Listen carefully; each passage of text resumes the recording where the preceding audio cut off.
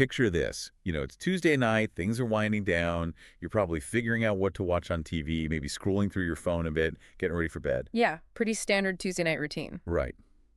Now, let's shift the scene a little bit. Imagine that same Tuesday night, but we're in Burhanpur. Burhanpur, okay. It's in Madhya Pradesh. It's a city, it's got a lot of history, lots of life, especially in the markets. But it's also one of those places where, communal relations, they can be a little sensitive. A little bit of a powder keg kind of vibe. Yeah, exactly. And on this particular Tuesday night, around 10:30 p.m., the digital world kind of crashes into reality in a big way. Oh, what happened? So there's the 17-year-old kid in the Loharmandi area. He decides to post something online, just a comment in an Instagram group chat, but it touched on some religious sensitivities. Uh-oh. I can already see where this is going. It's like one of those little sparks. Right. Right? You wouldn't think much of it at first, but in the right environment. It can ignite something much bigger. Yeah, exactly. And that's what happened here. I mean, think about it. The speed at which stuff spreads online, especially something controversial, it's unlike anything we've ever seen. It's true. It's like wildfire. Back in the day, you had newspapers, TV news, there were editors, fact checkers, a whole process. But online, it's instant. And unfiltered. Yeah, definitely unfiltered. So this post, it just blew up. And before you know it, a crowd from another community is gathering in the main market. They're angry, ready for a confrontation. All because of an online post. Makes you wonder, doesn't it? Like, is a street protest really the best way to react to something that started online? I mean, I don't know. It's an interesting question. It's almost like the rules of engagement are changing, right? Online, there's this sense of anonymity. Maybe it makes people feel less inhibited. But then those feelings spill over into the real world. It's like they skip a few steps. Exactly. They go from 0 to 60 in a matter of minutes. Well, the local police, they definitely have their hands full that night. By 11:30, they're at the market trying to get things under control. You got to figure a typical Tuesday night for them probably doesn't involve dealing with a crowd that's fired up over an Instagram feud. I would imagine not. So what happened? Did things calm down? Not exactly. The crowd, they marched to the Burhanpur City Kotwali police station after finishing their late-night prayers. Yeah. They were demanding action, like right then and there. Wow.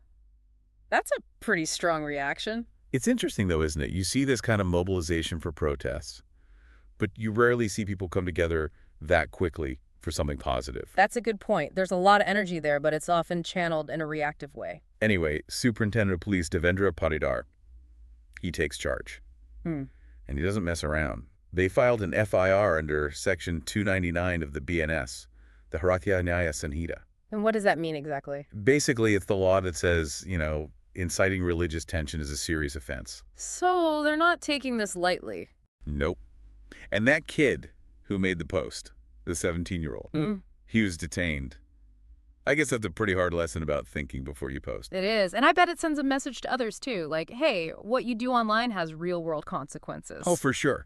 SP Patidar, he made a statement about it. He basically said, look, we took action. Things are coming down. We've got prohibitory orders in place. But the big thing he emphasized was, it doesn't matter who you are, how old you are, if you're a guy or a girl, how many followers you've got online. If you're posting stuff that disrupts public order, you are going to face the music. So no special treatment for influencers. Exactly. Someone even translated it locally as, your TikTok fame won't save you. Kind of catchy, right? It is. Gets the point across. Now, to understand why this whole thing blew up the way it did, we got to look at Burhanpur itself. It's in southwestern Madhya Pradesh, really close to the border with Maharashtra. It's a fascinating city, lots of history, but there's this underlying tension when it comes to communal harmony. It's like everyone's walking on eggshells a little bit. So it wouldn't take much to set things off. Right. And the timing of this incident, well, it was terrible. It happened just before the Rang Panchami festival. It's this huge celebration with colors and everything. But unfortunately, it's also been a time when communal clashes have happened in the past. So already a sensitive time. Exactly. Like the atmosphere is already charged, and then you throw this online spark into the mix. And boom. And what's scary is this wasn't an isolated incident. Just 9 days before this, there was serious violence in How.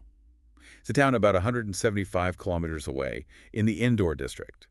And get this, the violence was triggered by firecrackers and slogans being used near a place of worship. During a religious festival. No, during a victory procession. For India winning the Champions Trophy. Cricket tournament? Yeah, you'd think a cricket win would bring people together, right? You would think so. But instead, it became a flashpoint for religious tension. It's like, what's going on? It's really troubling. It suggests as a deeper issue, you know? Like, are there groups deliberately trying to exploit these situations to create division? It's hard to say for sure, but it definitely makes you think. It makes you wonder about social media. It was supposed to connect us, but it seems like it's being used more and more as a weapon. It's a double-edged sword, that's for sure. And we're still figuring out how to handle it. It's like we've given everyone a megaphone, but we haven't figured out the rules of engagement yet. And the consequences can be pretty serious, like what happened in Burhanpur. Right. I mean, a single post can lead to citywide panic, protests, even violence. So what do we do about it? Well, I think we need to start by being more aware, especially young people. You got to understand, what you put online, it's not just temporary. It stays there. The internet never forgets. And the law doesn't either. Exactly. So before you hit that post button, think about it. Do you really want to be the reason your community is in chaos, with people protesting outside the police station at night? Probably not the legacy you're going for. Maybe just stick to posting pictures of your lunch. Those are usually pretty safe. Much less likely to incite a riot. Now, for those who are thinking, hey, if I see something offensive online, I'm hitting the streets in protest, here's a crazy idea.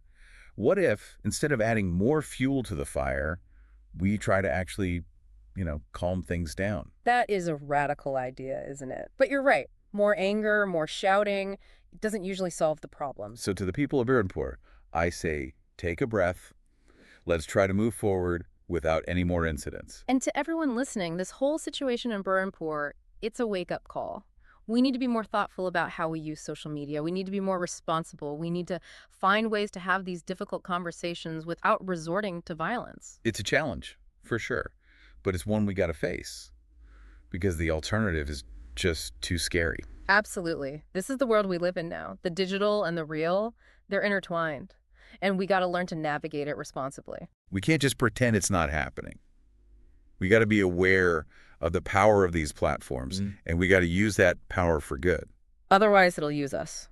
Yeah, think about that. Right.